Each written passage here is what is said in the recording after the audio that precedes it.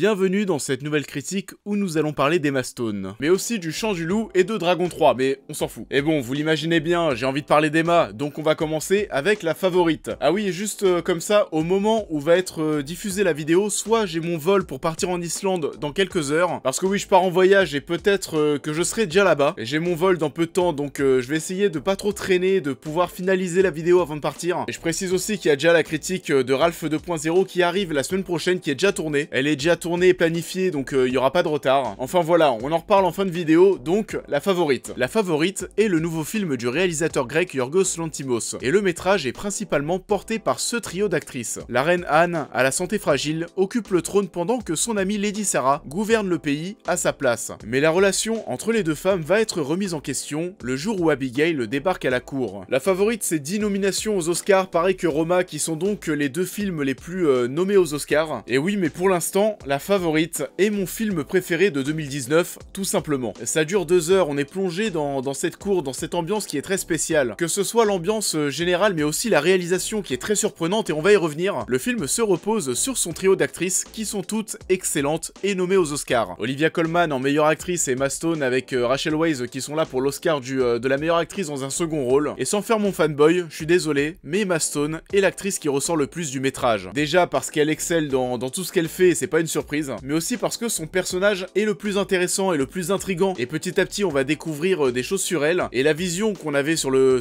personnage d'Emma Stone n'est pas la même au début de film et à la fin du film. Et donc ouais, on va suivre ça de très près forcément pour moi, mais pourquoi pas déjà, après La La Land, un nouvel Oscar. En tout cas je l'espère, et par rapport à Rachel Weisz, pour moi il n'y a pas photo. Donc oui, d'un point de vue technique, ce qui est vraiment assez fou, bah au niveau de la réalisation, et bah je comprends rien. Et de deux, c'est en lien avec le premier point, mais c'est très naturel. C'est en accord avec l'époque où par exemple les femmes étaient beaucoup moins maquillées et coquettes que les hommes, ce qui est d'ailleurs totalement respecté dans le film. Pareil, on va retrouver cette simplicité dans la BO et dans les musiques qui sont choisies. On a une musique qui me reste en tête qui est simplement composée de 2 notes qui vont passer leur temps à se répéter. Et sinon pareil, en termes d'éclairage, bah il y en a quasiment pas en fait, on est vraiment que sur de la lumière naturelle. On va souvent se retrouver avec des visages qui sont à moitié éclairés, ou alors même sinon parfois on a simplement la silhouette des protagonistes qui apparaît à l'image. Et pire que ça, on a même des plans qui sont filmés à contre-jour, et c'est dire à quel point on dirait qu'on s'en bat les couilles. Il y a une recherche d'une certaine imperfection. Je sais pas ce que ça raconte, mais en tout cas ce n'est pas un hasard, c'est voulu de la part de Lanthimos. Au niveau de la réal, et c'est là où je disais que je comprends rien, bon déjà il y a beaucoup de plans fixes, on se retrouve quasiment constamment dans du travelling ou alors du panoramique. Le panoramique, pour rappel, c'est quand tu poses ta caméra à un endroit et que tu la fais simplement pivoter sur elle-même. On a aussi les personnages qui sont filmés en contre-plongée quasiment en permanence. Et pareil, c'est bizarre, t'as des plans, on dirait qu'ils sont même pas cadrés, tu sais même pas pourquoi la caméra a été foutue à cet emplacement, mais du coup, et je sais pas quel est le phénomène qui fait ça, mais ça donne vraiment une identité au film. Donc ouais, la réal est surprenante, et on a même des plans qui sont filmés, vous savez,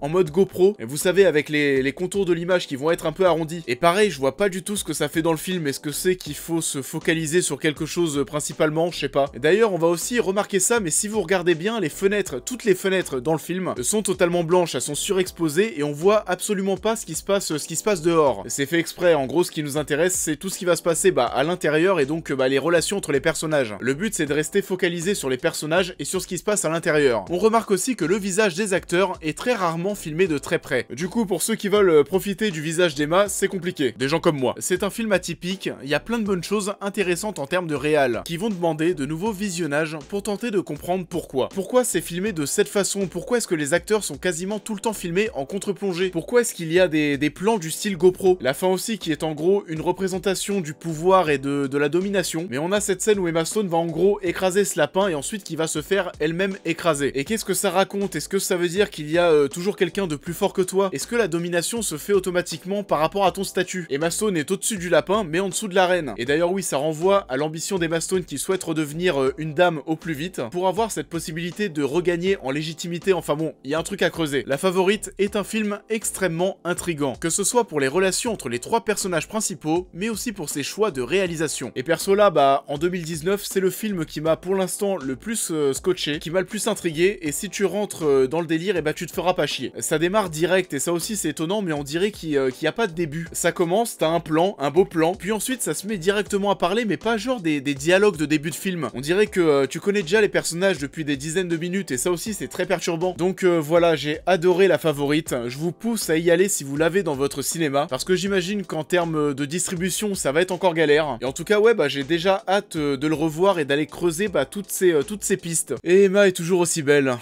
D'ailleurs, pour l'anecdote et pour en terminer avec la favorite, il y a une scène de nu de la part d'Emma Stone. Je connais assez bien madame pour savoir que c'est très très rare, genre ultra rare. Et du coup, je me suis renseigné sur le pourquoi du comment. Et visiblement, en gros, elle ne devait pas apparaître nue dans le film, c'était pas l'intention du réalisateur. Mais en gros, c'est elle qui l'a demandé parce que pour la scène en question, ça rendrait son personnage plus dans la provocation, plus provocatrice. Et enfin bon, quand vous verrez la scène, vous comprendrez, mais c'est un excellent choix. Parce qu'en effet, pour cette scène, le fait de laisser Emma Stone apparaître avec un sein à l'air, et bah ça la rend vachement plus provocante par rapport à ce qui est en train de se passer. Enfin voilà, tout est parfait chez elle, je l'aime, elle est tout là-haut. On passe maintenant à un film français que j'ai eu la chance de voir en projo privé. Je remercie d'ailleurs au passage les équipes qui m'ont invité, mais on va parler de Le Chant du Loup. Le Chant du Loup est le premier film d'Antonin Baudry, qui se paye déjà le luxe de construire son métrage autour d'un excellent casting. Le film nous permet de suivre un jeune homme qui a un don assez rare, celui de reconnaître chaque son qu'il entend. À bord d'un sous-marin nucléaire français,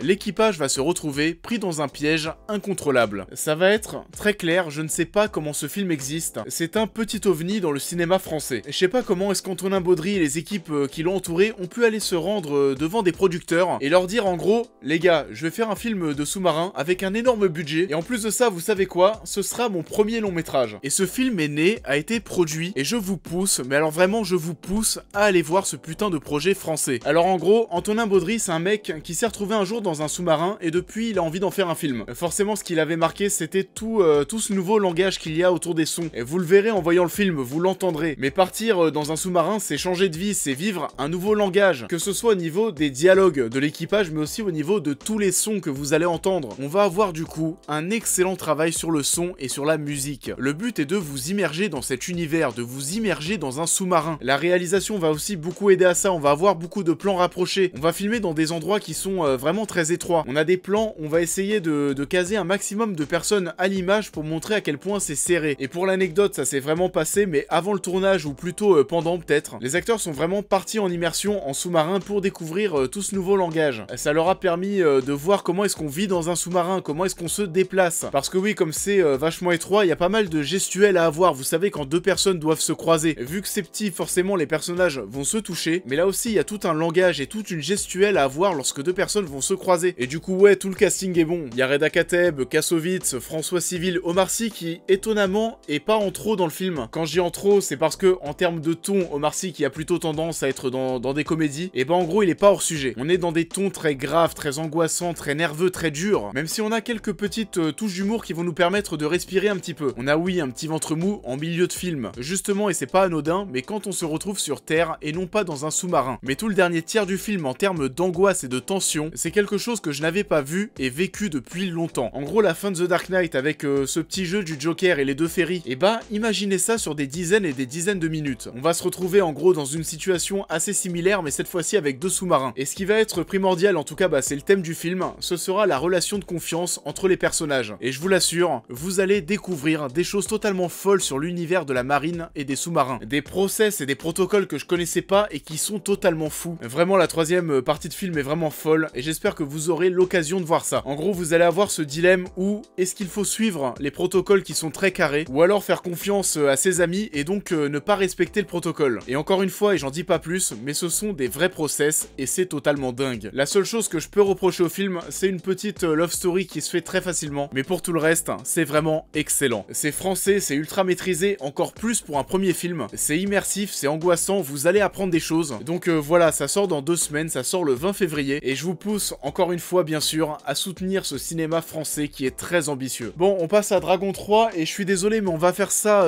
assez rapidement. La troisième et dernière aventure de Dragon, Le Monde Caché, est toujours réalisée par Dean DeBlois. Nous retrouvons Harold, devenu chef de Burke, et son dragon croque-mou, leader de son espèce. La paix règne donc entre les Vikings et les dragons. Mais l'apparition soudaine d'une furie éclair blanche va coïncider avec la plus grande menace que le village n'a jamais connue. Et de toute façon, j'ai pas 40 000 choses à dire sans spoiler, y a pas grand grand chose de surprenant. J'ai une excellente relation avec cette saga. C'est tout simplement l'une des meilleures du cinéma d'animation à mes yeux de ces dernières années. Dragon 3, c'est encore une fois un très bon film, même si, comme je l'ai dit, il n'y a pas grand chose de surprenant. Là aujourd'hui, je pense que je préfère encore le premier pour sa bande originale qui m'avait transcendé. La bande originale de Dragon 3, elle est bien aussi, mais elle est pas aussi marquante. Techniquement, je vais rien vous apprendre, mais bien sûr que c'est beau. Notamment les scènes où on va travailler avec l'eau, avec la matière de l'eau. Je me souviens d'une scène où on a une espèce de grande chute en mode chute du Niagara, et c'est vraiment impressionnant, mais c'est très propre, on dirait presque du photoréalisme. On a aussi d'autres scènes qui sont très belles, que ce soit les scènes de vol au-dessus des nuages, ou alors une autre par exemple parmi des aurores boréales. Et je sais pas si je suis fou, mais j'ai l'impression, à certains moments, durant certains plans, mais j'ai l'impression d'avoir rarement vu autant de personnages et d'objets animés à l'écran sur un seul et même plan. Sinon ça ne s'enferme pas dans un show de croque-mou que je redoutais et qui aurait pu être très simple. Croque-mou c'est simple, à mes yeux c'est un des meilleurs personnages qui a été créé ces dernières années. Il est beau, il est drôle, il va être mignon, on a tous envie d'avoir un croque-mou. Ça ne s'enferme pas non plus dans la grosse histoire d'amour avec ce dragon blanc, où ça aurait pu aussi être très simple et nous toucher facilement, mais ce n'est pas le cas. C'est pas très surprenant sinon, en tout cas, perso je savais déjà où ça allait aller. Et je précise d'ailleurs que je n'ai pas pleuré, même si la double fin est un petit peu bâtarde, parce que oui, en gros, vous allez voir, mais vous allez avoir deux fins. Et la première, j'ai pas pleuré, je pensais que j'étais un bonhomme. Mais la deuxième,